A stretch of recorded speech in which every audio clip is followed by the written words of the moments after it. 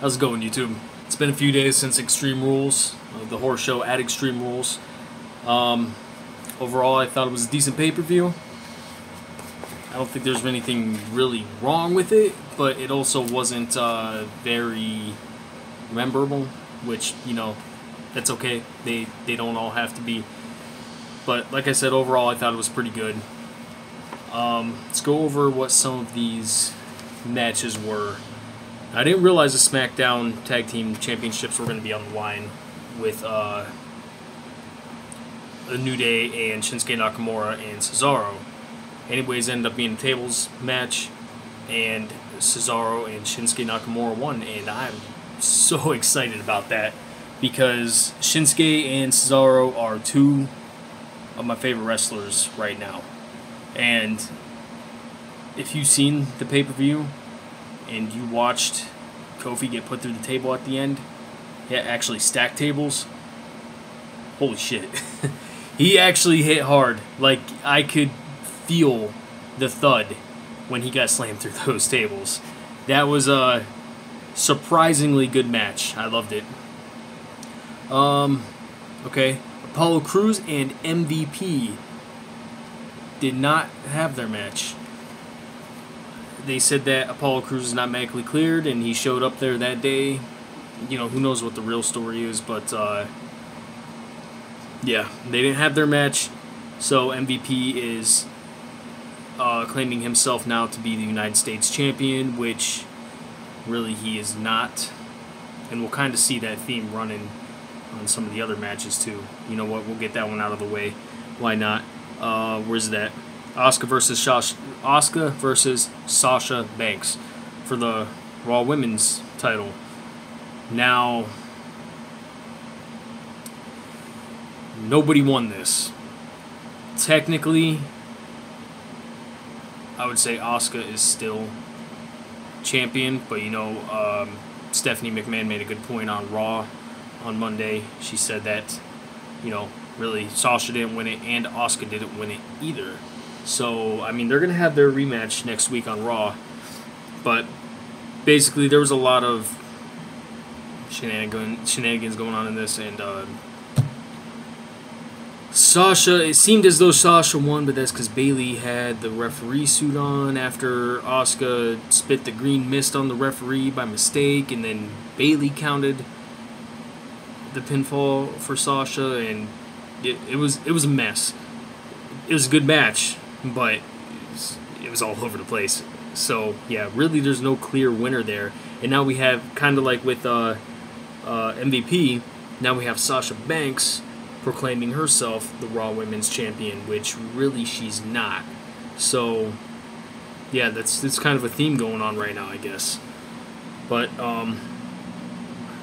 you know, I don't really care if Asuka or Sasha Banks holds it. I mean, I guess I would prefer Asuka to keep it, but I don't think that's going to happen.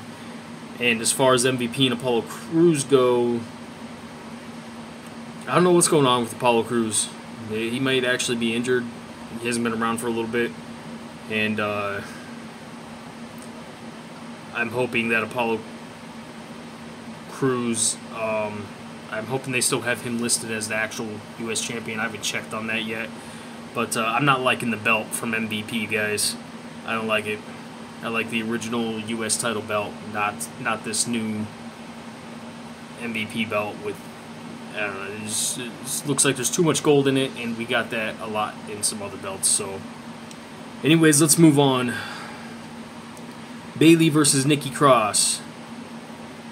Bayley won and retained her SmackDown Women's Championship. Not really much else to say about that. It was an okay match. Rey Mysterio versus Seth Rollins, the eye for an eye match. I was not expecting this match to be what it was. So, I know, and they were saying, you know, you got to extract your opponent's eye to win, and obviously that's not really happening. But I figured that they were going to stop it through some kind of interference with the match, and that's not what happened. They actually made it as though Rey Mysterio had gotten his eye extracted. Of course, we didn't see that because that's not really what happened. You know, it just happened to be scripted that way. But I was kind of surprised that they went along with it and portrayed it as though he actually got his eye extracted from his head. It's actually kind of a cool moment. You didn't get to see it, but Seth Rollins is puking everywhere afterwards after he'd supposedly seen his eye hanging out, and now they're saying they're giving medical updates and everything, and they're saying, you know, they're able to put his eye back in because the nerves aren't damaged, and, you know, whatever, which I figured. But it was actually a really good match, guys. Usually in matches I say less is more.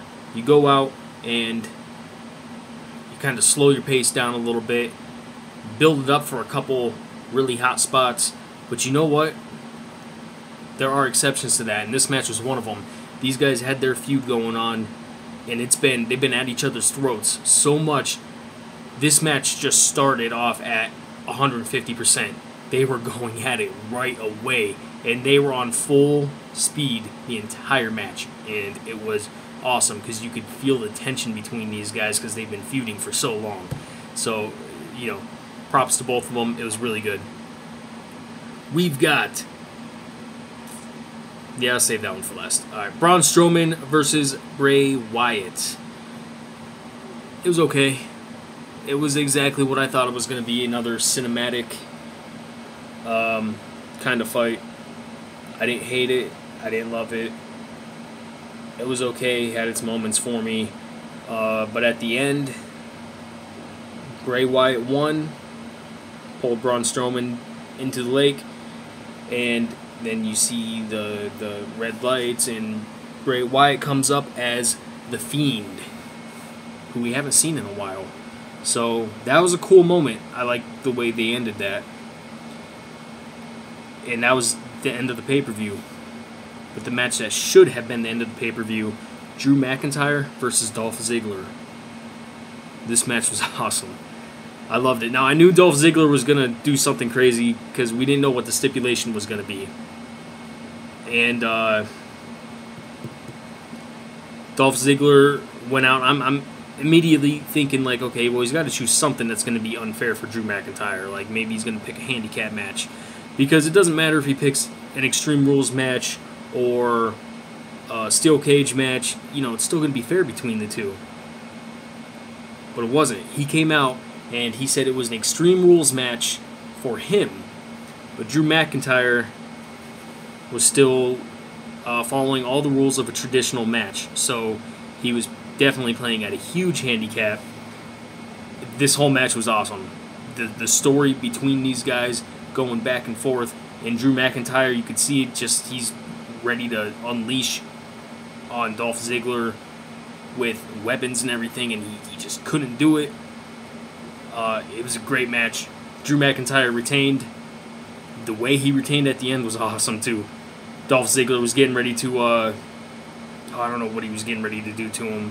I don't know if he's getting ready to spear him or what, but he started going after him, and Drew McIntyre, from the ground, just kicked up real quick, jumped right up into a Claymore, happened in a split second. Dolph Ziggler was out.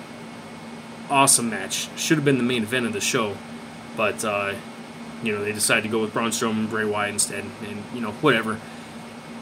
Anyways, a lot of really good, solid matches in this pay-per-view. I really like the pay-per-view. Not a whole lot of moments that I'll remember for a long time, except for the ones I specifically mentioned on this video.